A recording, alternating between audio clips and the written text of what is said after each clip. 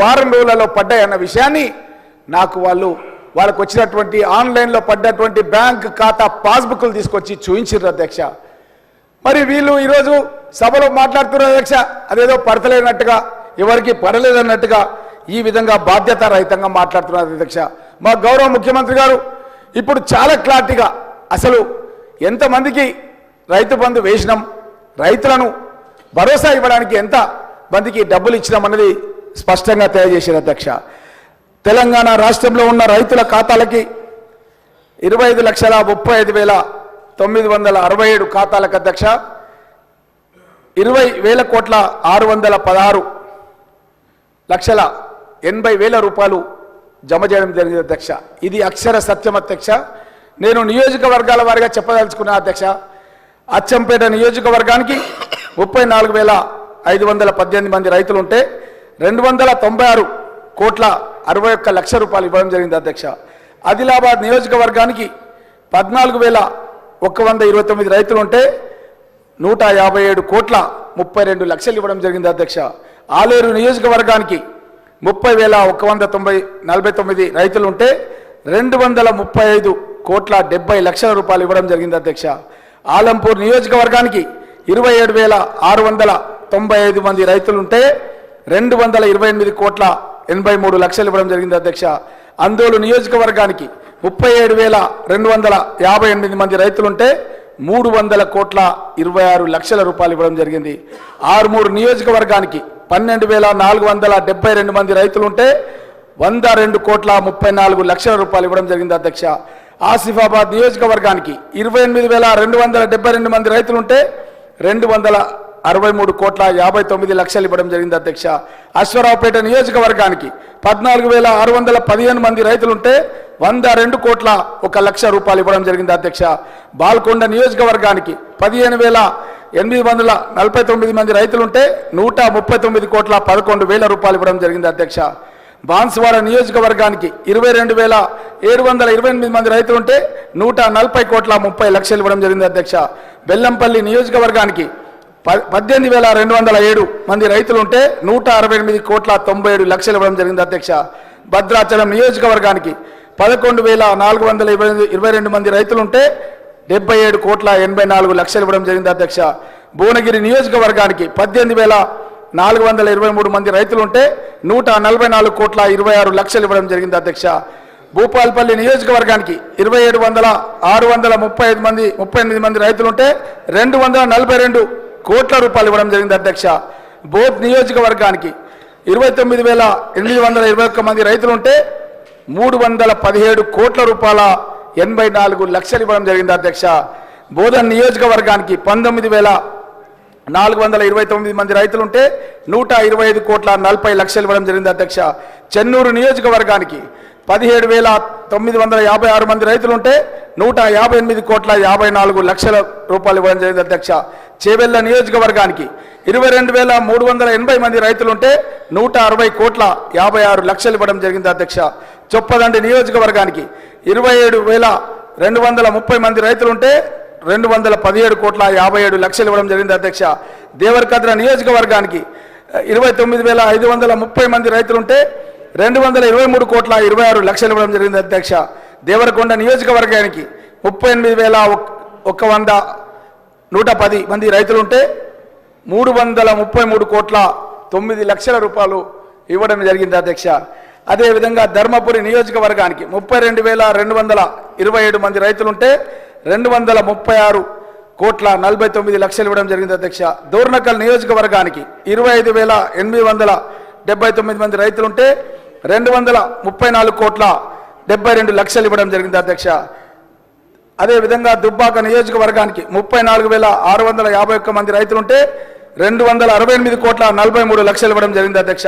గద్వాల నియోజకవర్గానికి 23,493 మంది రైతులుంటే 211,91,00,000 ఇవ్వడం జరిగింది అధ్యక్ష.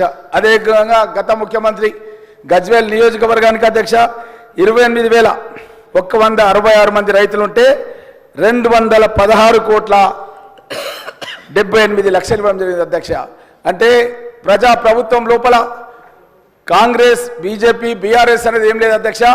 అక్కడ ఉన్నటువంటి రైతులను బట్టి వాళ్ళ ఖాతాలను బట్టి వాళ్ళకు ఉన్నటువంటి పొజిషన్ని బట్టి అక్కడ వ్యవసాయ పరిస్థితులను బట్టి పార్టీలను భేదం లేకుండా రైతు పక్షపాతిగా కాంగ్రెస్ పార్టీ పనిచేస్తుందన్న దానికి ఇదే తార్కాణం అధ్యక్ష.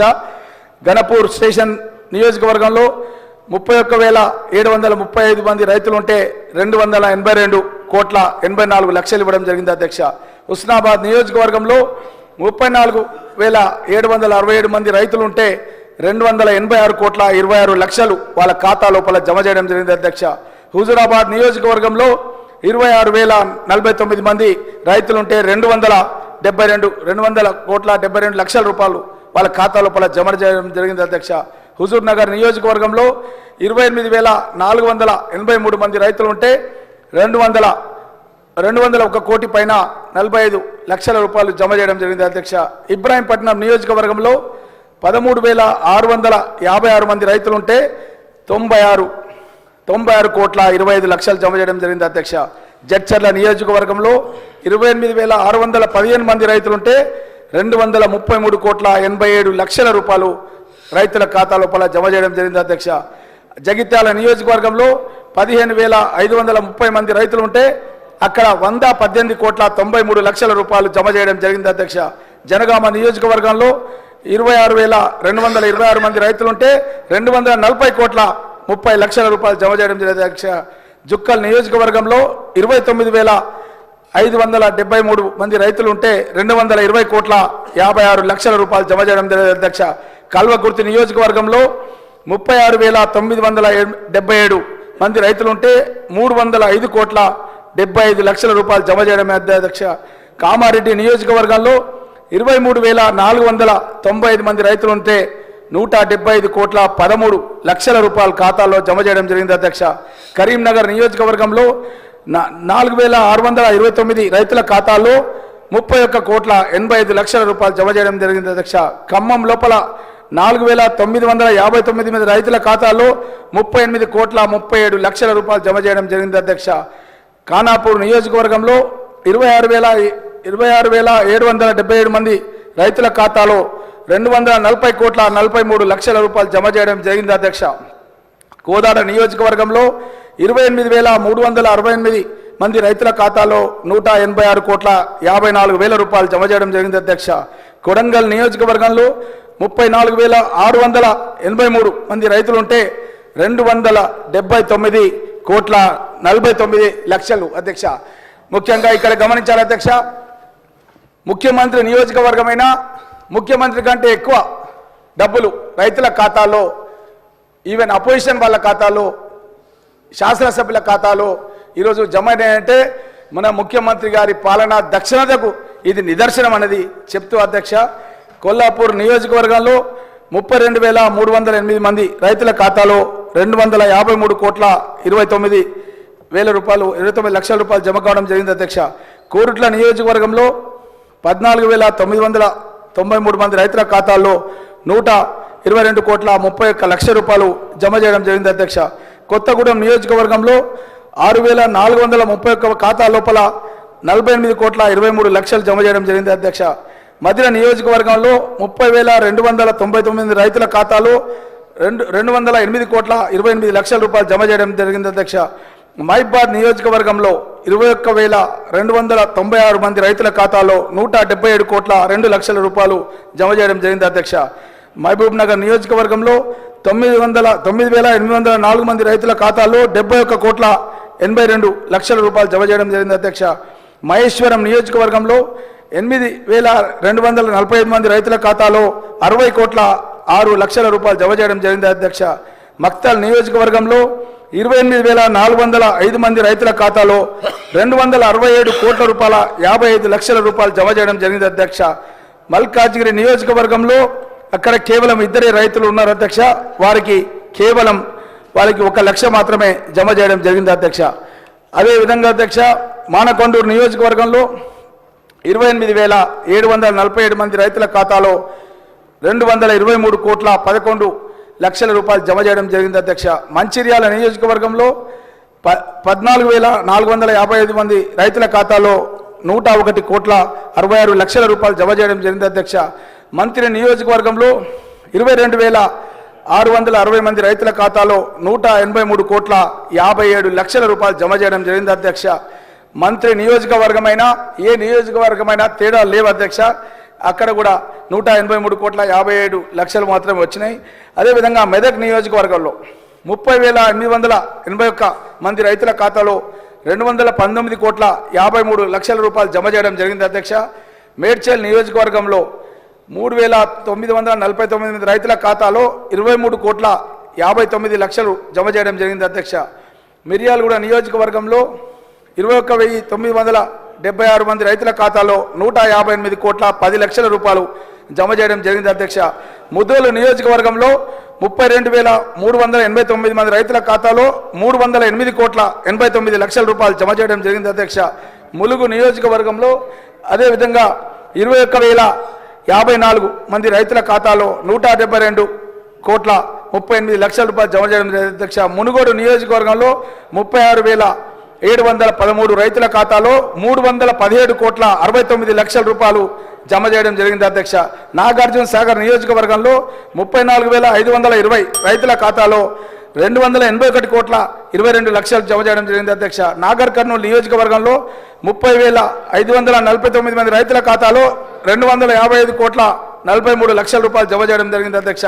నక్రికల్ నియోజకవర్గంలో 29,638 రైతుల ఖాతాలో 245 కోట్ల రూపాయలు జమ చేయడం జరిగింది అధ్యక్ష. నల్గొండ నియోజకవర్గంలో 17,763 మంది రైతుల ఖాతాలో 149.33 లక్షల రూపాయలు జమ చేయడం జరిగింది అధ్యక్ష.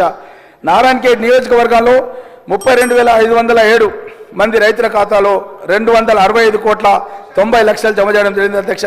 నారాయణపేట నియోజకవర్గంలో 27,844 మంది రైతులకు 223 కోట్ల 36 లక్షల రూపాయలు అధ్యక్ష. అదేవిధంగా నా పరిగి నియోజకవర్గానికి అధ్యక్ష 30,376 మంది రైతులకు 295 కోట్ల రూపాయలు మాఫీ కావడం జరిగింది అధ్యక్ష. దేశ చరిత్రలో ఎప్పుడు కూడా అధ్యక్ష మనం ఒక ఇమానము ప్రమాణం అంటాం తెలంగాణలో.